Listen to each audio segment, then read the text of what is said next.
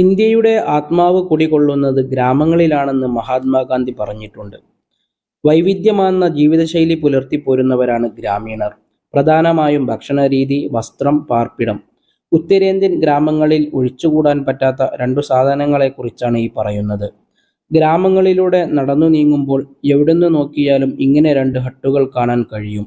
ഒന്ന് ചാണകപ്പുര, മറ്റൊന്ന് ജുവാർ സൂക്ഷിച്ചിട്ടുള്ള പുര. നല്ല ചൂടുകാലത്ത് ചാണകം പത്തിരി പോലെയാക്കി ചാണകം കൊണ്ട് തന്നെ ഉണ്ടാക്കുന്ന പുരയിൽ പത്തിരി പോലെ ഉണ്ടാക്കിയ ചാണക ബിസ്ക്കറ്റ് നിറച്ചു വെക്കും. തണുപ്പ് സമയത്തേക്ക് കത്തിക്കാൻ ആവശ്യമായ ബിസ്ക്കറ്റുകളാണ് ഇതിൽ സൂക്ഷിച്ചു വെക്കുക. ഇങ്ങനെയുള്ള ഹട്ടുകൾ നല്ല കലാപരമായിട്ടാണ് നിർമ്മിച്ചിട്ടുള്ളത്. ഇതിനോട് ചേർന്ന് തന്നെ ഹട്ടിൽ കന്നുകാലികൾക്ക് കൊടുക്കാനുള്ള തീറ്റയാണ്. ജുവാർ എന്നാണ് ഇതിൻ്റെ പേര്.